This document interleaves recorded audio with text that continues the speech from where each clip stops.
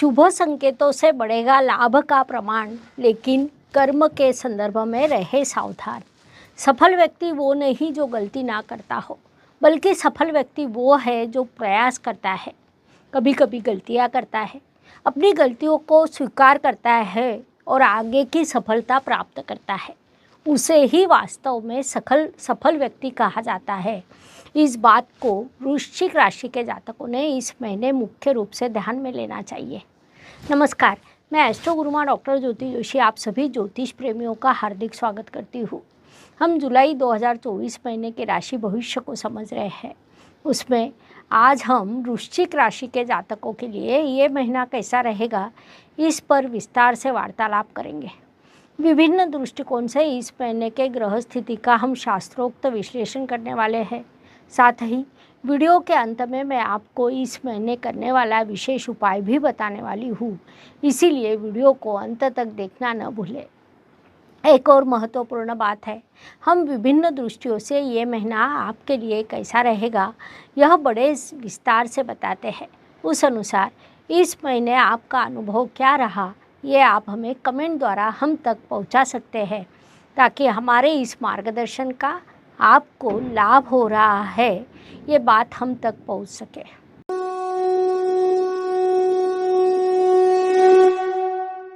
व्यक्तित्व की दृष्टि से जब विचार करते हैं तो राशि स्वामी की स्थिति महत्वपूर्ण होती है।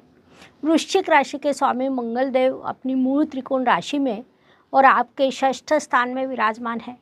विशेष बात है कि मंगल देव को कुंडली का षष्ठ स्थान अच्छा लगता है।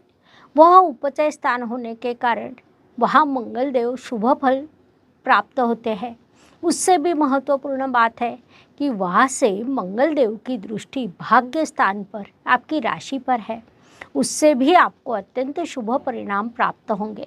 स्वाभाविक रूप से इन सभी का आपके व्यक्तित्व पर शुभ प्रभाव होगा। आपका व्यक्तित्व समृद्ध एवं संपन्न होगा, इसलिए इस काल का सदुपयोग करें। धन, परिवार, वाणी की दृष्टि से विचार करें तो वृश्चिक राशि के लिए गुरुदेव की स्थिति महत्वपूर्ण होती है, क्योंकि वे आपके धनेश है।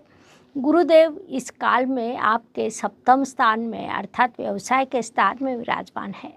सप्तम स्थान से उनकी दृष्टि आपके लाभ स्थान पर, आपकी राशि पर और परिश्रम के स्थान पर है। जैसा हमें पता है कि गुरुदेव की दृष्टि को अमृत दृष्टि कहा जाता है, जिससे आपके व्यक्तित्व को समृद्ध कर आर्थिक लाभ दिलवाना, आपको अधिक परिश्रम करने के लिए प्रवृत्त करना, ऐसे सभी कार्य गुरुदेव एक ही समय पर करने वाले हैं। उनसे आपको अत्यंत शुभ परिणाम प्राप्त होने वाला है।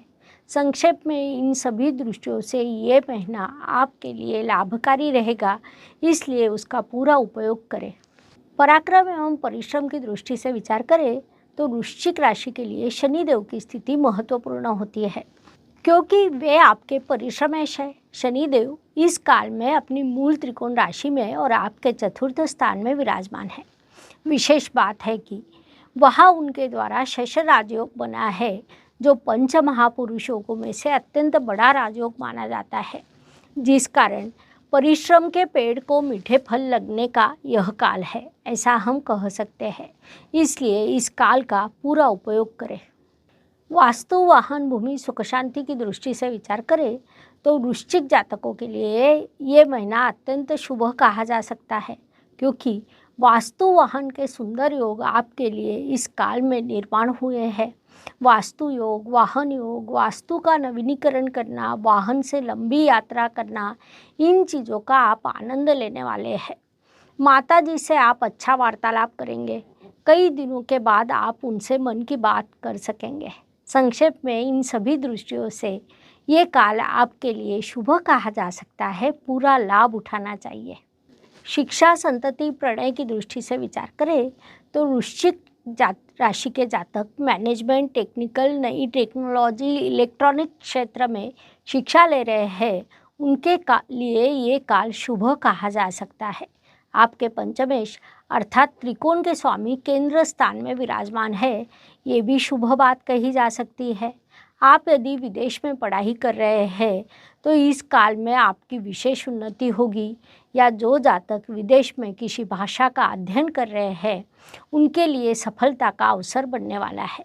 इसलिए इस काल का सदुपयोग करें, क्योंकि शिक्षा में जो उन्नति होती है वह दीर्घकालीन लाभ प्रदान करती है। इस बात को मुख्य रूप से ध्यान में लें।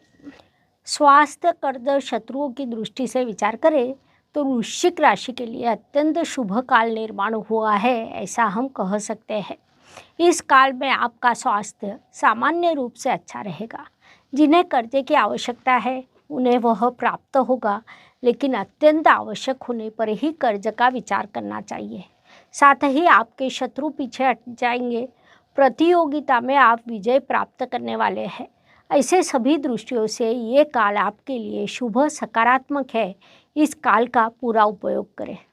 नौकरी एवं व्यवसाय की दृष्टि से विचार करें तो वृश्चिक जातक नौकरी में है, उनके लिए ये महीना प्रगति का कहा जा सकता है। आप कार्यस्थल पर बड़ा कर्तृत्व करने वाले हैं। अपने कर्तृत्व की छाप छोड़ने वाले हैं। कर्तृत्व से भाग्य वृद्धि करने वाले हैं।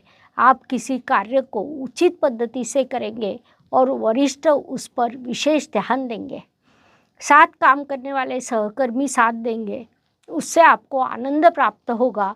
तो व्यावसायिक जातक इस काल में व्यवसाय की नई योजना बनाएंगे, उसके लिए खर्च भी करेंगे। व्यवसाय में आपको नए अवसर प्राप्त होने के योग निर्माण होने वाले हैं। कुछ जातक अपने व्यवसाय के पद्धति में बदलाव करने वाले हैं, जिससे आपका लाभ बढ़ने वाला है।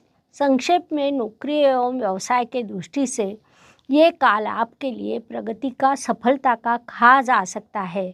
इस काल का लाभ उठाइए। भाग्य एवं शुभ संकेत की दृष्टि से विचार करें तो वृश्चिक राशि के लिए इस महीने कई शुभ संकेत निर्माण हुए हैं। उसमें मुख्य रूप से कहा जाए तो आपके चतुर्थ स्थान में शनि देव द्वारा शश राजयोग निर्माण हुआ है, जो पंच महापुरुषों में से अत्यंत बड़ा राजयोग माना जाता है। इसलिए उसे हम अत्यंत बड़ा शुभ संकेत कह सकते हैं। साथ ही केंद्र स्थान में आए हुए गुरुदेव आपको सकारात्मक फल निश्चित रूप से देंगे। ऐसे कई शुभ संकेत इस काल में आपके लिए निर्माण हुए हैं, उनसे आपको शुभ फल प्राप्त होने वाले हैं। इस काल का सदुपयोग करें। कर्म की दृष्टि से विचार करें तो महीने के प्रथम पखवाड़े में आपके कर्म अधिपति अष्टम स्थान में विराजमान है। अर्थात होता क्या है कि कोई शुभ अवसर निर्माण होता है, हम भी बड़े उत्साह से कार्य करते हैं, लेकिन कार्य करने की दिशा में गलती हो जाती है। इसलिए उस संदर्भ में अत्यंत जागरूक रहकर स्वयं परिश्रम करना, उचित योजना बनाना आपके लिए आवश्यक रहेगा। उससे आपको उचित लाभ प्राप्त हो सकता है। लाभ की दृष्टि से विचार करें तो वृश्चिक जातकों के लिए ये महीना बड़े लाभ का कहा जा सकता है। ज्योतिष नियमों के अनुसार लाभ स्थान में आया हुआ हर ग्रह शुभ फल प्रदान करने के लिए बाध्य होता है। उसमें पाप ग्रह लाभ स्थान में अधिक शुभ फल देते हैं। केतु जैसा पाप ग्रह आपके लाभ स्थान में विराजमान है।